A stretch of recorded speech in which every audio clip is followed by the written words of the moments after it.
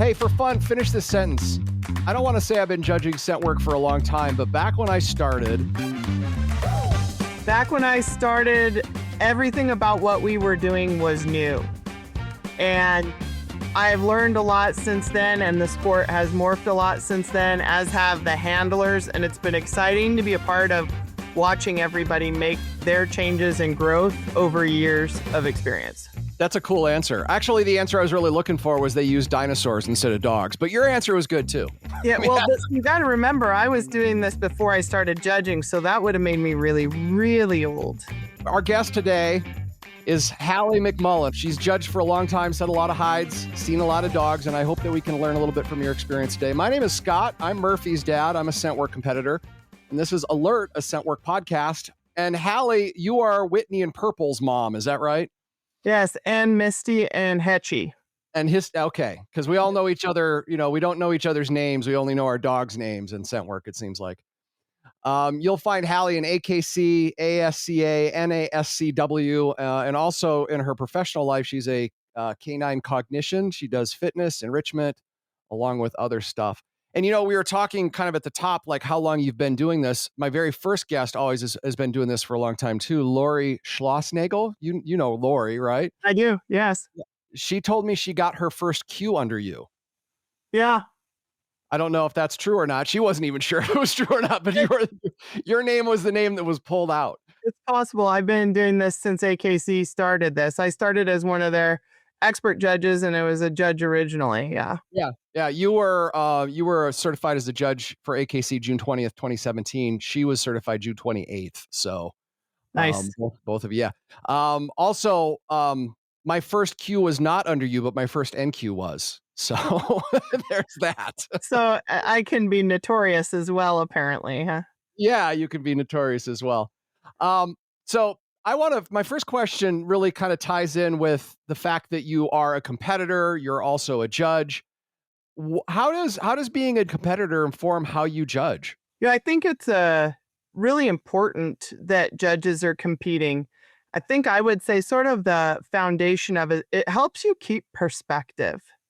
When you're judging a lot and you're setting hides, you come at that from the judge's perspective, and going out and running your dog in trials helps you to remember what it feels like to be a competitor. And the factors that come from that, like, one of the things I have thought a lot about is how my hides to me at times can seem obvious because I'm setting them. Right? Yeah. It's like if you're taking a test and you know the answers, it's right, like, yeah. Yeah. And I'm thinking, you can get caught up in thinking that they're going to seem that obvious to everyone else. And that's not the case.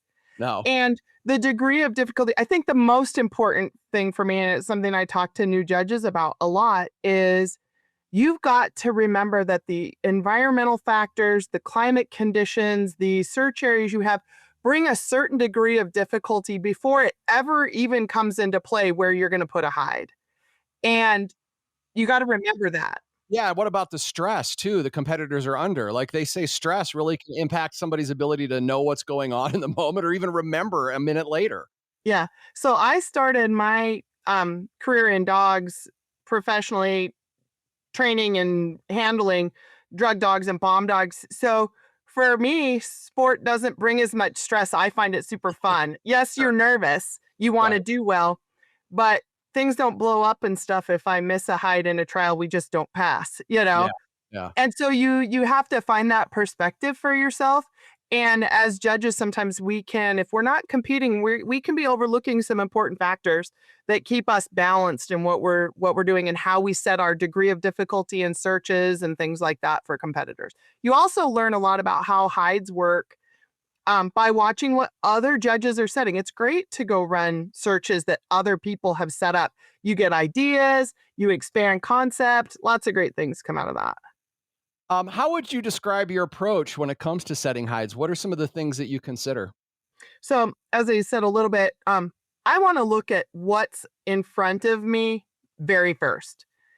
How large is the space?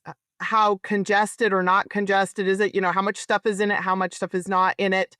What are the environmental conditions that they're having to deal with in terms of weather? Is it windy? Is it hot? Is it cold? And all of that stuff that just presents itself first. Then I need to look at what are appropriate level set hides to consider for the search I'm doing, and then factor those two pieces together. What are appropriate hides? What's available to me to work with? And how do I make this so that the entire search is fair and reasonable for the dogs that are going to be running it, and that it stays appropriate, and that my hides are going to work the way I want them to work. I need to be checking my hide placement, not just kind of throwing darts and hoping that I pick a spot that works, right? I need to know to the best of my ability that it's going to work the way I want it to, that my hides are going to be stable, that we're going to have those things going for us. Now, we all know in searches, especially now when classes are so big, the conditions can change over the course of a class. And so it's sometimes an imperfect science with those factors, but you do the best you can to try to give everybody the same search.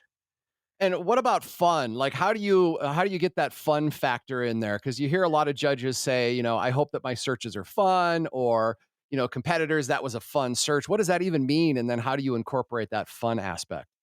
So, that's an interesting and kind of potentially loaded term. And it's important to think about it that way, especially judges' perspective. I want people to enjoy searches.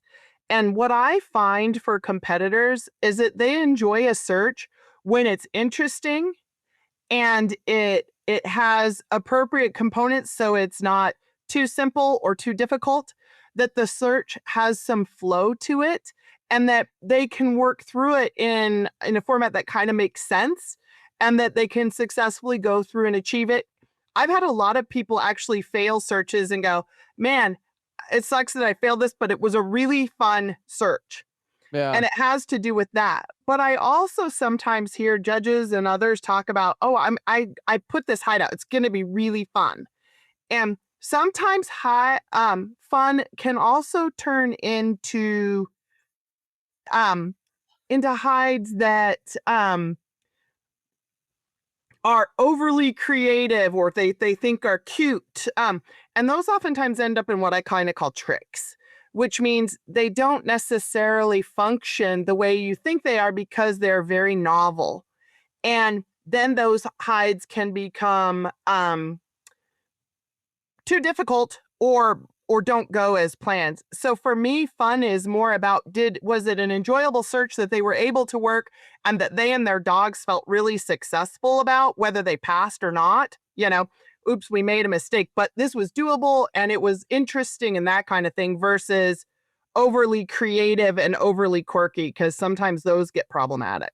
Yeah, I'd imagine you could ask 10 different people and they give you 10 different, definitions of what fun is. I love that you said a search has a flow to it. Like, Yeah. there are just sometimes you go in and there definitely is a flow. It's almost like a dance, right? That happens between you and your dog, and then in the space, and as you move from hide to hide. And that does actually make it really, really fun. The other thing that's fun for me is I kind of like, unexpected hide placements. We kind of can see the same things over and over again. So it's kind of fun for me when it's something that when my dog alerts, I'm like, really? Could that be it? And you have to call it, and then you get the yes, and you're like, wow, that was cool. Yeah. I also like legit environments. I don't know what your feelings are on that. I mean, every place is a little bit different and you have to work with what you have. But I like those legitimate environments, like classrooms or schools or buildings that are warehouses, that you can feel like you're kind of doing that, what scent work is intended to, which is kind of to mimic detection dogs. Right. And I like to see, it's great, one of the other things that I think is so interesting and so much keeps scent work so fun is it's always the same. You never have the same search. Even if you went back and ran it again right after you ran it, it's a different search because now your odor's in it because you ran it, right? It's never exactly the same. But we have so many venues and so many different clubs holding events at different kinds of places that you get a lot of opportunity to keep things interesting. Like you said, different types of hide placements, different types of things going on, but also that ability to try new and different venues. People find new challenges that they never knew they were going to face, like their dog won't go into a bathroom because of a drain, or it won't walk over shiny school floor, classroom flooring, or things like that. So it always comes with new and interesting stuff, and keeping it creative and the dynamic nature of it. Yeah. Yeah, yeah, that's so true. When you go to a new environment, every once in a while you do get a little surprised by how the dog reacts to something, or yeah, and that does make it different. You're right. You could run the same thing every single year, and it could have a different outcome each year. Um, so what do you think makes a successful team in scent work trials from, your observation as a judge, watching lots of teams, and just as a competitor and a trainer? So, that's a really interesting question, because I think most people would think it's, I have a super great dog and I have all this skill set. And so we make a great team. And I don't really think that's necessarily the case. I think, one of my thought processes as an instructor, because I do a lot of training and teaching, um, is I love to see the dog and handler that are in sync with each other. The dog is doing its job however it is it does it. I know from experience with my dogs, they're all four different in how they do business. And I have to change myself as a handler to be the right partner with the dog I have in front of me. But when you get really savvy with your dog, and it's almost like you guys just read each other's minds, and you've got this great teamism, and they don't have to be the fastest, they don't have to be the flashiest, but they're in sync and they're working together. And that handler knows how to read their dog, and they know what to expect from their dog. And for me, the most important part is that I see a dog and handler who are both absolutely enjoying what they're doing. Those are the best teams. Those are the ones that are fun to watch, because they're just out there doing their thing to the best of their ability. I enjoy watching dogs that comes from breeds that aren't the most typical that we would see doing these jobs, going out and doing a great job, just because that handler acknowledges that that's who their dog is. It's fun when you see some of those dogs you don't normally see do that work, and just enjoying it. You're right. Yeah. When you watch a lot of trials, and this answer probably would change if I talked to you 2 years ago, or if I talked to you 2 years from now, because I think there are trends and ebbs and flows. But when you see teams competing in scent trials, what are some of the common barriers that you're seeing getting in the way of being a successful team? A couple things that I think competitors face in the trial environment is, the first one is their nerves. They come in and they forget what they know. I mean, and that is very typical of us all. And then we start doing odd um, behaviors, odd things, right? That Yeah. aren't necessarily predictable to our dog. And our dogs are reading this stuff coming off of us. Um, I see this because I have a lot of students, and then I watch them in trials and I'm like, you don't normally act like this. What are you doing? So nerves tend to get in our way, and we need to do a better job of finding mechanisms for practicing that pressure of a trial environment in practice, in training conditions, so that you can work through all of that. Because then I see some of the challenges that they run into is, then they have lack of confidence in their dogs. Um, One of my big hangups at times is when a dog makes a find and the handler doesn't call it, and they make the dog keep working. And they'll say, well, 2 weeks ago we ran a search like this and they falsed. You can't get hung up on those anomalies. You cannot let those individual false situations get into the way of your next experience, especially if it's an anomaly, especially if it is not something your dog typically does, because you can really impede your dog's confidence in you, and your teamwork will fall apart very quickly in those conditions. When handlers say, "Well, my dog's never acted like this before in a trial," we put so much attention on what the dog's doing in all of this that we forget about what we're doing as handlers. And as you were saying, well, my dog's never done that before. We could easily as say, well, you've never done that before. So the fact that you pointed out that the dogs might be behaving differently because you're behaving differently really kind of focuses back in on that. As you move up in levels, or even at novice levels, the handling is so important as well. Other than the nerves, what are some handling issues that you see that you think people could work on, that if they did, it would make them so much better? in general, we need to trust our dogs to do their jobs. And if we've trained correctly and we've practiced with our dogs, we've got to trust them and let them go do their jobs. And we all get quirky and weird in trial environments when we get nervous. Some of us get chatty, some of us get quiet. Some of us can't hardly give our dogs 6 inches to get away from us. Some of us forget our dog's on the end of the leash. Um, so working on that concept of if you practice with your dog so that you are, this is a team sport. Okay. When I say that, the dog and handler have to work together, especially in the upper levels. But if we can let our dogs do their job, then we can be the appropriate partner for them instead of us turning into the boss, which oftentimes causes our dogs to just default back to following our directions. Then we get falses and handlers go, my dog lied to me. No, they didn't. You just told them what to do and they're just following directions because you took control of the situation back instead of letting them work independently. You mentioned as you move it up in levels, like in the lower levels, if your dog has pretty good odor obedience and, values odor, the handler really doesn't have to do a lot because like in novice and advanced, the search might be done in 15 seconds or less, Right. So Um, I really look at that, how the searches have been built. Novice, let's look at the reality of an AKC novice search. If your dog does no odor and you get around the search area and your dog has enough experience, they should have no trouble finding those. And at that point, it really is your job to stay out of the way and observe your dog. Learn based on what they're doing, how they respond, what do their behavior changes look like, what does their odor movement look like, all those things. Advanced is just the next level up. It's when you get into excellent and master where you're going to have inaccessibles and convergence and higher hides and these other things.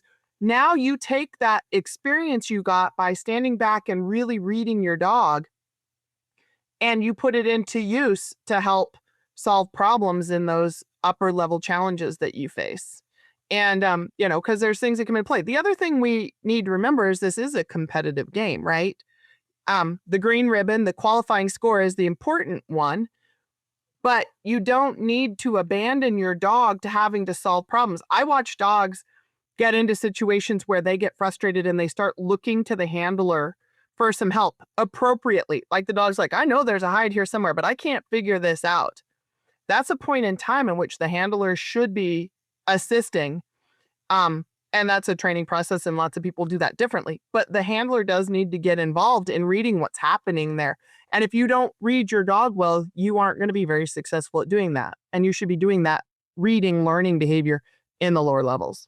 yeah, right. Reading when they're on odor, reading when you feel confident they're going to find it, but also understanding when they are struggling like that. Yep. And Um, that's another reason to add in some of your upper level training skills. Don't wait till you're getting to master to start trying to figure out how to search a blank area. It's another behavior you want to be able to read in your dog. Don't wait till they're getting ready for getting close to that first trial, because then we tend to push our dogs into trials and run them in searches they're not ready for and go, oh, I'm just going to give it a try. And all we do in those environments is treat our dogs unfairly, place too much expectation on them, and then we're all competitive individuals. So then we get in there and overhandle and push, and then the dogs are like, this isn't any fun anymore. yeah. Do you think though that it is okay to maybe try that next level, even if you're not exactly sure, as long as you go in thinking, all right, I have no expectations? Because for me, I learned that as I moved up to upper levels, I didn't necessarily know what I didn't know or what we needed to work on until I exposed myself to it. And I do know that if you have a trainer, maybe they can help guide you through that, but I didn't necessarily have one at that point. Well, so there's a couple things to that. It is a hang up for me that I see way too many people going, oh, I finished level X today, so I'm going to move my dog up tomorrow and just see how it goes. Well, if it's novice to advanced buried, has your dog ever worked a search where they find 2 hides? Has your dog ever worked water versus sand, which they should have, but that isn't always a question people can answer yes to. If your dog has not been given the opportunity, so first off, read your rule book and know what the rules and expectations are of the next level. Let me also jump in. There's a judge's guidebook, which I found a lot more helpful because it really defined the levels and what you're testing for. Right. So read your rule book, read your judge's guidelines, understand what the expectations are. If you feel that your dog can meet those expectations, then it's appropriate to move them up. But if you're like, oh, my dog's never seen a convergence problem, I'm going to throw them into excellent and see how it goes. Yeah, sure. Maybe not fair. Right. So there are some things that you could obviously predict that you're going to encounter in that next level. You should be prepared for those. But maybe what I'm getting at too is like there's going to be some things you didn't know about, and maybe that would be a way to discover. But I see what Right. you're saying. Yeah. Yeah, make sure your Uh, dog has a basic skill set. I feel like for instance, in detective, you should have all the skill sets to run detective when you get there. But really detective level stuff, um, you have to just go in and try it. There's nothing like you're never going to say, "Oh, I am super duper prepared to run detective." Yes, you can run a lot of practice searches, but the first time you run a detective search, you will get a lot of new stuff. Just make sure your dog has the skills to do it. Right. I found, on a side, I found detective unlike any other level before it. Like nothing Yep. really prepares you for detective because the hides can be infinitely harder. They could be so much closer to each other than you've ever experienced before. And I'll tell you what helped me was actually asking a judge, "Can I follow you while you set your detective runs?" And I was like, "Wow, you set hides that close in this level?" Like that was something I never even considered. So being able to observe and watch, even watch some detective runs, I think is incredibly helpful. In addition to running a couple. Yeah, we should all be thinking about what comes next for our dog way before we get there. Um, I have my novice advanced dogs try blank rooms. Very simplistic exercises, but we start there because that's the thing I think makes handlers more nervous than anything else is calling a blank room. You can just see them itching with uncomfort trying to make those calls. But you got to get familiar with them ahead of time and then they aren't so uncomfortable. And you do have to understand that judges, there's a lot of variation across judges in what degrees of difficulty and stuff look like and search to search. So yeah, you getting some experience watching people running in novice should try to go watch some detective searches once in a while if it's their goal to eventually be there.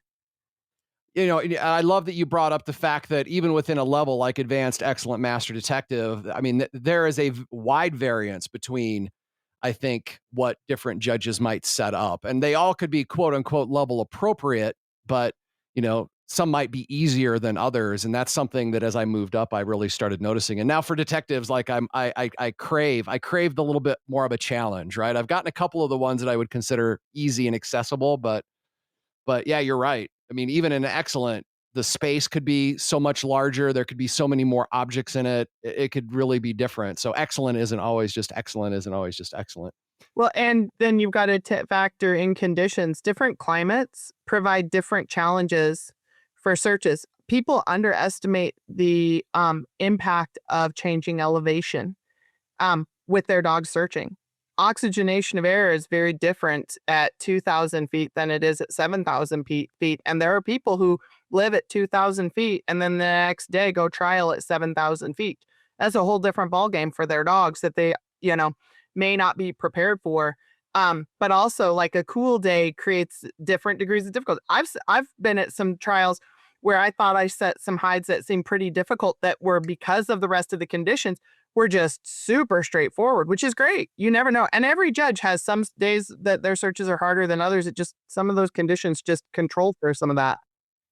A little bit earlier, you had talked about if you're in novice, that your job kind of is in training to make sure your dog knows odor, values odor, and then you don't really have to do a lot of handling. But what you should be doing is just watching and observing. And I love that observation. That advice could have really served me when I was in the novice level. Do you have any other advice for somebody who's just starting out in the sport? Oh, just starting out. First off, know the rules. Like we said, know the rules and know the guy. I can't tell you how many people come. I've had people come to the start line and not know they have to say alert. Oh, okay. Well, So know the rules. Don't enter until you and your dog are both ready. Like you've got to feel. You're never gonna feel like you're completely ready, but you got to be confident about your dog because otherwise you won't call it right. And you need to be able to do that. The other thing, another thing is be okay with making mistakes. Know that you're going to go in and fail once in a while. I kind of find that a lot of times when individuals run in trials, the first time they fail in a run is the run that takes all this pressure off of them that they have built up. Mm. It gives them that, like, oh, nothing bad happened. It's okay. Everybody else was like, oh man, you should have seen what I did one time. That whole camaraderie and we all get the NQs. So that you just relieve yourself of that burden that you're carrying that you've got to go in and be perfect. I think that I think the people who struggle with some of this stuff the most are people who come from other sports where they have a high level of proficiency and coming to something new and coming to a sport, which is one of very few where you don't know the answer. And that makes people really uncomfortable. That unknown height and having to call it. We don't want to say this stuff until we're sure we're right. So we overpress that issue, to get that, well, I needed to be sure my dog was right. You don't get to know that in this venue because the answer is unknown to you. And that in and of itself is hard for people. So you need to be comfortable when you go there. And I would also say go observe a trial before you compete if that's an opportunity, so that you see how a trial runs from where do you park to where do you check in to how does this stuff go, so that when you go to a trial with your dog, all of that trial environment and all that situation is handled. And go volunteer. Every club needs volunteers.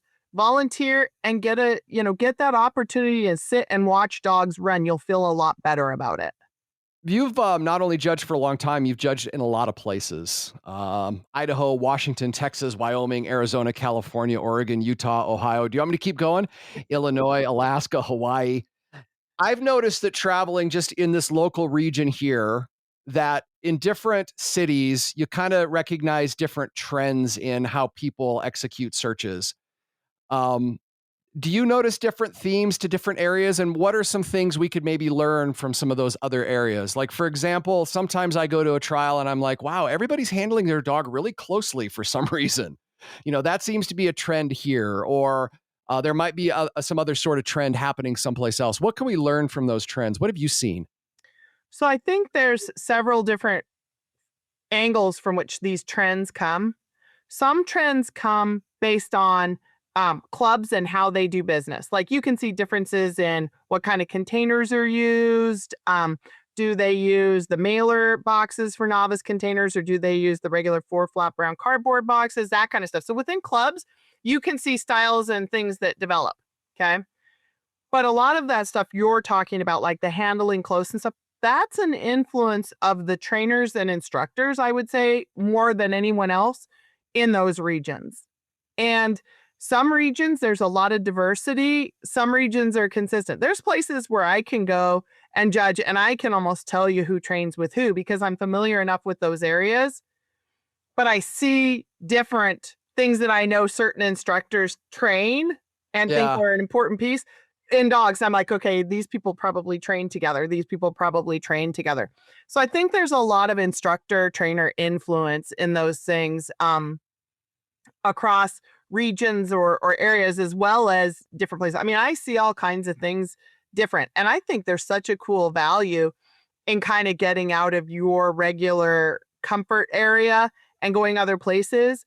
One of the places I judge pretty frequently is Arizona. And there's a lot of snowbirds, right? Or people who are going to go, oh, I'm wintering in the Midwest and we're going to take a family vacation. We've decided we're going to throw some scent work trials on our route. And they're down in Arizona trialing for a weekend and getting a very different experience. First off, that's totally different climate for their dogs, totally different, environment, but also a whole different kind set of people and different instructors and different things going on. So I think probably the biggest influence on that are trainers. Do you have any resources that you think are just top notch for competitors? The first thing I would say is most people that you interact with, the people you get to do parking lot talk with after a trial, the books you can read, instructors you talk to, seminars you go to, everything you do can be good resources. And if you're taking a few things away from a variety of people, you're probably going to get your best overall success. So, I tell people take advantage of a variety of opportunities if you can, because I think diversity is probably one of the most important things you can do. And if you can read books and you can go look at blogs or and listen to podcasts like this and stuff and pick up a few tidbits here and there, you're going to put the pieces together. Because I also think not every instructor, not every method works for every handler. And you're going to have to work around to find what makes you happy. You said something that I hadn't even considered, but has been a valuable a bit of resource for me, which is just parking lot conversation, if done in the right way. And it's actually kind of shocking how few competitors will ask another competitor, "Hey, how did your dog work that?" Like, it doesn't seem like you hear that a lot. And that's one of my favorite questions to ask is, how did it go? That's about the extent that most people will ever ask. And then after, of course, the level is done, you don't want to be talking about when the level is going on. But after it's done, like, hey, how did your dog work that? When they went into the search area, what was the first thing that they did? Did they go left, right? Did they catch that threshold? How did they come in on that high hide over there? If you don't have a chance to watch, that's a great way to get some insights from, people out in the parking lot. I like that. This is a community. Scent work has its own, all the scent sports have a community, and utilizing your peers as resources is fascinating. And again, asking, because just like observing, watching a bunch of different dogs run the same search, you're going to see a lot of different things going on, right? You're going to see different dogs doing this completely differently, handlers handling it differently. And so if you aren't able to go in and watch the 10 dogs that run after you, talk to those handlers and see what they have to say. It's a great resource. And not only that, but like training challenges or how they train, certain issues or problems that they've ran into. I've found a lot of, and you have to be careful, right? Because every situation's different, every dog's different, every team's different. That might not be the answer. I find that I know just enough sometimes to get myself in trouble and really misanalyze a situation. But, it's still a good way to get ideas of like, wow, maybe this is what's going on. And then I can go do some experimenting with that and decide on my own. Sometimes you have to use a little bit of process of elimination to figure out how to make something work for yourself. The other thing too is, very few of us run one dog in this sport and then stop. And, I'm sure from having more than one dog, there is another dog besides Murphy. They're not the same. No, not And at that all. you might get a tip watching something that isn't going to work for Murphy, but might work for your other dog. Right. My two girls that I run the most, Whitney and Purple, they're polar opposites. One's a whirling dervish and the other one is super stoic, calm, methodical. And I have to switch up myself, but I also train them differently. And I have to learn that. It makes you a better, more flexible handler to do that stuff. So learning those tips may be ones you go, that isn't going to work for Murphy, but this might go in the box for later. I want to wrap up this episode with something I call 7 questions. I don't have a better creative name for it, but the whole purpose of this is I'm going to ask 7 questions. And I just want you to come up with whatever comes to the top of your mind. And it's just real short answers. And if I want to dive a little deeper, I might say, hey, tell me more about that. Are you ready? Okay. When I'm judging, beyond seeing competitors successful, I love it when I see competitors and their dogs happy. What do you think competitors say about your searches? Or what do you hope they say about your searches? Either one or both. That they're fun and that they enjoyed running them. Yeah, okay. One piece of advice that you give to your beginner self in scent work, what would that be? Take your time and be patient. What's one thing that you wish competitors knew about being a judge? I hope they know this, but to reinforce that we are always trying to do the best we can to give them the best searches that they can have, even though sometimes that doesn't always work out that way. How should competitors process a tough day after they've had one? Give themselves some time to decompress it and go back and think through it, and then get rid of it and move on to the next exciting thing, and don't let it be the dark cloud that interferes with their training or their next trial. What is it that you love about scent work? I just find it amazing that our dogs can do these tasks that they can do and that they love doing it with us and that it's always new and interesting. What was your most memorable moment as a judge? I think a very memorable moment was the first time I had a dog that ran under me for very beginners and novice get their detective title. Yeah, that's cool to watch that journey. Mm-hmm. Very Seeing them cool. all the way Very cool. through. Mm-hmm. Yeah, that must be very satisfying. It's awesome. It's great. Again, getting back to that community thing, we are a pretty small community, really. Like, we all know each other, judges all know competitors. So it's fun for me as a competitor also to see the same thing. All right, 7 questions. Bonus question. Do you have a signature distractor? You know, some judges I see, they have a distractor they take wherever they go and they put it out, or a lot of times. Do you have a signature distractor? I have a stuffed cat that is sort of an inside joke story between myself and one of the other judges I judge with, and her name is Catalina. Uh-huh. And so a lot of competitors expect to see Catalina show up in Master or Detective. And tell us a story. So I have a friend who judges, Mary, and it seems like everywhere we go, there ends up being, we did a search down in Arizona and there were some feral cats living in an area she had hoped to use for a search. And then the next time she and I judged together, we were out in this back area looking and there were cats. And so we've just sort of decided that, critters gravitate to her searches. And so she gave me Catalina as a gift. So it was just sort of a fun thing, kind of a little story between her and I. That is incredible. I love it. Well, Hallie, it's been just a fun and insightful conversation. I really appreciate you taking time and sharing your experience and your insights with us. If you want to learn more about Hallie or connect with her, check out her website. It's scentsationalk9.dog, and that's SCENTSATIONALK9.dog, the letter K, the number 9. You can also find her on Facebook at Sensational Canine Training. And if you've enjoyed this episode, don't forget to follow Alert on your favorite podcast platform and share it with your scent work friends. Thank you so much for listening, and we'll catch you next time on Alert, a scent work podcast.